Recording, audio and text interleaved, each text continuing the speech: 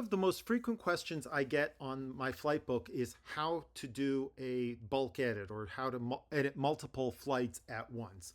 The instructions for how to do this are in the FAQ, and it's really important that you follow those instructions or else you can get duplicate flights. But this video will show how to do this in a really simple manner.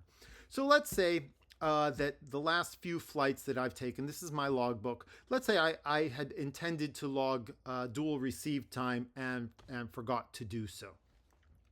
So the first step in doing a bulk edit is to go on the logbook menu, you go to download, and you download a CSV file of your flights. I'm going to open that up in Excel here. Let me make that a little bit bigger. And let me pull this over here. So this is just a simple spreadsheet of my flights. Here, Excel is warning about possible data loss because CSV doesn't have all the functionality of a full spreadsheet, but that's fine. I don't need all of that. The most important column here is one that you don't assign, actually. It's this flight ID column.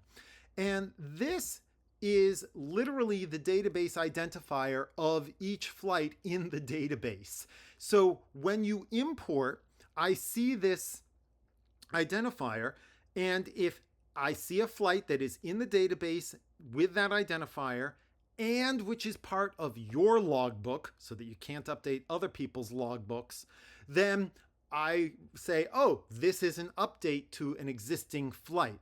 If I don't see that column there, or if it doesn't correspond to an entry in the database, or if it's not yours, I'm going to treat it as a new flight, and that's how you can get duplicates if you're not careful. So the most important thing here is just don't muck with that field. This is also why you have to start with a CSV that you download from the website, as I just did.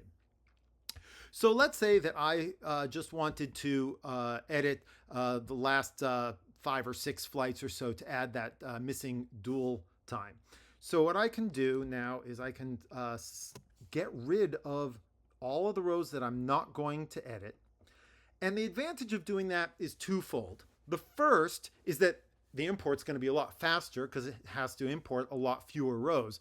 But possibly more important is I can't accidentally make an edit that will impact a flight that I didn't intend to change. So in this case, I only want to change 6 flights. So let me just do those 6 flights. And now I have no danger of accidentally updating another flight besides those. So here's my total flight time column. I'm going to copy that.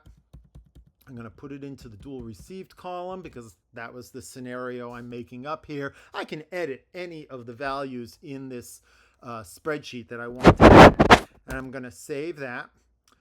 And now I'm going to go back to my logbook, and I'm going to go to import under the logbook menu. So I've now just made the changes in the spreadsheet. I'm going to say import from a file. You may or may not get that screen depending on how things are set up in your account. I'm going to go prepare to upload. Let me switch over here. Here is the file I just edited. And I'm going to drag and drop. There we go to here. So it's checking my aircraft. No problems with the aircraft. Shouldn't be.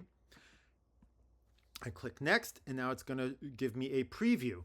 Now, here's 2 things that you want to look for when you're doing a bulk edit. The first is this blue circle. The blue circle says, you are updating an existing flight.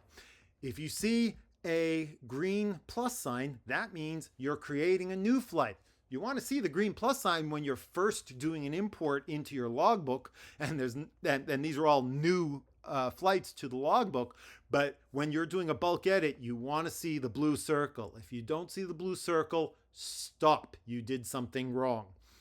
The other thing to note here is that for each flight, it tells me exactly what change was made. And so I can see that that I did the change that I wanted to make, and I didn't make any other change. And you can see I'm only changing 6 flights, so I only see 6 flights here. So when I click import, there they are, existing flights updated. And now those flights now show dual received. That's all there is to it. You can do this multiple times. It's not a problem. And it's a great way to update entries and make sure that you're following best practices and not forgetting to log things that you intended to log.